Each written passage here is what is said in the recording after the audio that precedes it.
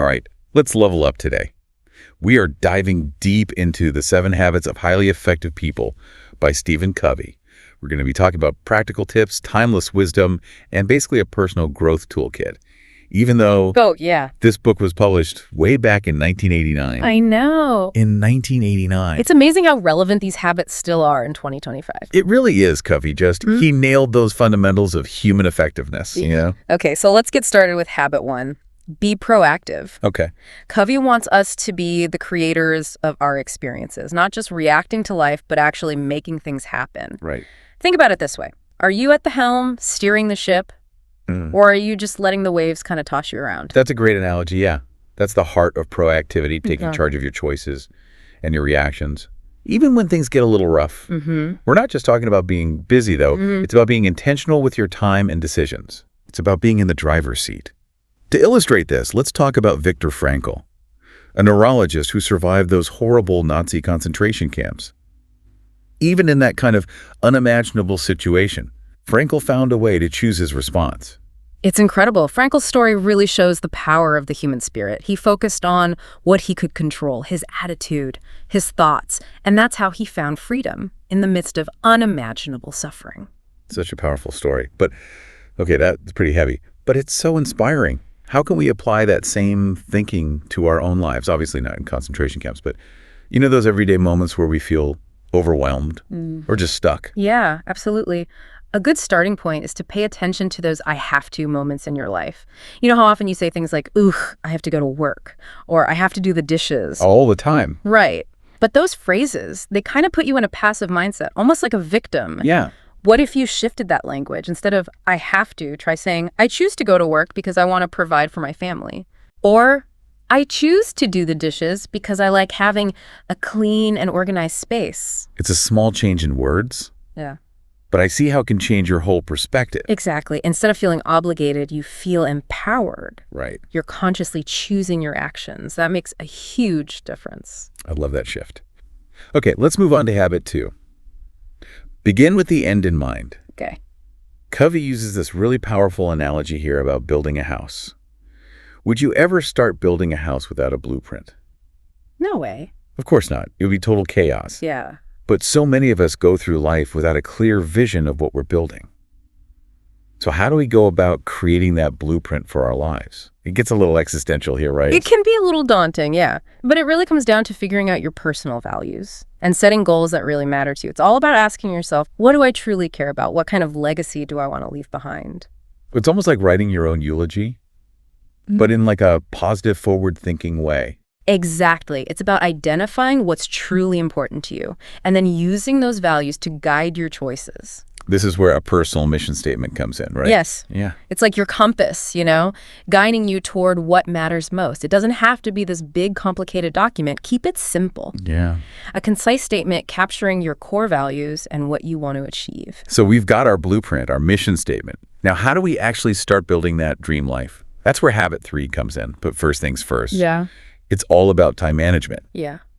But with a unique perspective. It's about making sure you're focusing on the things that truly matter. Not just getting things done, but getting the right things done. And Covey has a brilliant tool for this.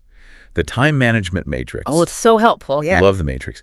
It really helps you see how you're using your time and energy, and it highlights the importance of that important but not urgent quadrant. That's where the magic happens. It's so easy to get caught up in the whirlwind of urgent tasks. Emails, phone calls, deadlines, But it's those important but not urgent activities that really make a difference in the long run. So things like planning, personal development, building relationships, those are the things we need to make time for, even if they don't feel as pressing as that pile of emails. Exactly. It's about being proactive with your time and making sure you're making progress on the things that truly matter, even if they don't have a deadline. Love it. Okay, let's shift gears a bit and talk about relationships. Habit 4 is all about thinking win-win, embracing a philosophy of collaboration, not competition. It's so important. It's about moving away from that scarcity mindset where someone has to lose for you to win. It's about finding solutions that benefit everyone involved. It's not about being a pushover, though, or always giving in. It's about being creative and finding solutions that work for everyone. Exactly. Think about it in a negotiation. Instead of trying to get the best deal for yourself at someone else's expense, you're looking for a solution where both sides feel good about the outcome. Yeah. That kind of approach builds trust and strengthens those bonds, which is so crucial in both our personal and professional life. Absolutely. It's about fostering collaboration, positivity, making sure everyone feels valued. All right, we've talked about the first 4 habits, and I'm already feeling like I'm leveling up. We'll dive into those last 3 habits in part 2 of this deep dive. Stay tuned. Yeah, can't wait. Welcome back. It's amazing how these habits kind of build on each other, creating this framework for personal growth, Yeah, totally. Like building a house, we've got the foundation set with those first 4 habits, and now we're moving to the next level. Exactly. And habit 5 is all about communication. It's seek first to understand, then to be understood. Yeah, because let's face it, most of us are pretty terrible listeners. We're always so focused on what we're going to say next that we don't really hear the other person. You're telling the truth. Covey calls it autobiographical listening, We filter everything through our own lens, our own experiences, our biases. We're broadcasting instead of receiving. Exactly. And that's the shift Covey wants us to make, moving from broadcasting to truly receiving, listening with the intent to understand. He calls it empathic listening, Yeah. right? It's not just about the words. It's about really seeing things from the other person's perspective. Exactly. And that means paying attention to those nonverbal cues, too. Body language, tone of voice, facial expressions. Those things speak volumes. Yeah, I've heard that nonverbal communication makes up like 90% of what we're actually saying. It's crazy, right? 90%. We miss so much when we're not truly present in a conversation. So how do we become better empathic listeners? Just start with being present, put the phone down, resist the urge to interrupt, and really focus on what the other person is saying. Like in meditation, being in the moment. Exactly. And another great technique is mirroring, reflecting back what you hear, both verbally and non-verbally. So instead of jumping in with my own opinion, I could say, it sounds like you're really frustrated. And maybe mirror their body language a little bit. You got it. Yeah. It shows them you're truly listening and trying to understand, creates a real connection. Okay, and what about asking questions? Sometimes I feel like I ask questions just to keep the conversation going, but I'm not really listening to the answers. That's a common trap. Instead of asking leading questions, try open-ended ones. Things like, can you tell me more about that? Or what's been the hardest part for you? Yeah, those kinds of questions encourage deeper sharing. It's about making the other person feel heard. Exactly. It's amazing how powerful it can be to just listen without judgment and make someone feel truly understood. Okay, on to habit 6, synergize. This one sounds a little mysterious. It's like some magical force. It kind of is. Synergy is the concept that the whole is greater than the sum of its parts, It's realizing that when people with different perspectives come together, they can create something truly amazing. Like the saying, 2 heads are better than 1, but amplified. Exactly. And it's not just about having more people. It's about valuing and leveraging those differences that each person brings. So fostering diversity of thought, creating a safe space for everyone to contribute. Precisely. Covey uses the metaphor of a choir, each voice unique, but together they create something beautiful and powerful. I love that. It really captures the essence of synergy. And to achieve synergy, there are a few key ingredients. First, open-mindedness, being willing to consider different viewpoints, even if you don't agree at first. Stepping outside our echo chambers, being open to new possibilities. Exactly. We also need trust and safety, a space where everyone feels comfortable sharing without judgment. That ties back to habit 5. Seek first to understand. It builds the foundation for synergy. You got it. And finally, we need to embrace creative conflict. Wait, conflict? I thought synergy was about everyone getting along. Not necessarily. Conflict can be productive if it's approached the right way. So not avoiding conflict, but learning how to have constructive disagreement. Exactly. When people with different viewpoints respectfully challenge each other's ideas, that's where real innovation happens. It's seeing conflict as an opportunity for growth, for problem solving. Right. Think about some of the greatest inventions. Those often came from a clash of ideas, a willingness to challenge the norm. That makes sense. Yeah. So synergy isn't just some fluffy concept. It can really drive progress. Absolutely. And we can cultivate it everywhere, in our families, at work, in our communities. Okay, 6 down, 1 to go. I'm really excited to hear about this final habit. We'll be diving into that in part 3 of this deep dive, so stick around.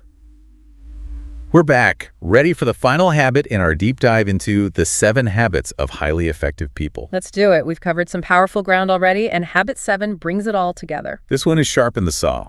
Sounds intriguing. Tell us more. It's about renewal, constantly improving and taking care of yourself so you can be your best in every aspect of your life. Okay, so it's like taking a break to sharpen your tools. You're more effective in the long run, even if it means pausing for a bit. Exactly. Covey breaks it down into 4 dimensions: physical, spiritual, mental, and social emotional. Okay, let's unpack those. First, the physical. Seems pretty straightforward. Exercise, healthy eating, enough sleep. It sounds simple, but we often neglect it, especially when life gets hectic. Sleep gets sacrificed, we grab whatever's quick to eat, skip the workouts. Oh, I'm totally guilty of that. But even small changes can help, right? Absolutely. Maybe start with a short walk a few times a week, or swap a sugary drink for water. It's those small, consistent efforts that add up over time. Exactly. It's about making those consistent efforts to take care of yourself. All right, what about the spiritual dimension? This feels a bit more abstract. It's about connecting with your inner self, your purpose, your values, things like meditation, prayer, spending time in nature, whatever brings you joy and inspiration. Like feeding your soul, so to speak. Exactly. It's about finding that deeper connection within yourself, and it's different for everyone. Some find it in music, others in quiet reflection. It's about finding what brings you peace and meaning. You got it. Next up, the mental dimension. This is about keeping your mind sharp, challenging yourself, engaging in things that make you think. Reading, learning new skills, having those deep conversations that make you really ponder things. Yes. Staying curious, constantly learning and growing. It could be reading a book on a topic that fascinates you or having a conversation that challenges your perspective. Love it. And finally, the social emotional dimension. This is all about relationships, building those healthy connections, developing emotional intelligence, contributing to something bigger than yourself. Recognizing that we're social beings and our relationships are vital to our well-being. Exactly. Making time for loved ones, practicing empathy and kindness, finding ways to give back to your community. So sharpening the saw is like a holistic self-care routine, taking care of yourself across all these different dimensions. Precisely. It lays the groundwork for a more effective, more fulfilling life. This has been such an inspiring journey through the 7 habits.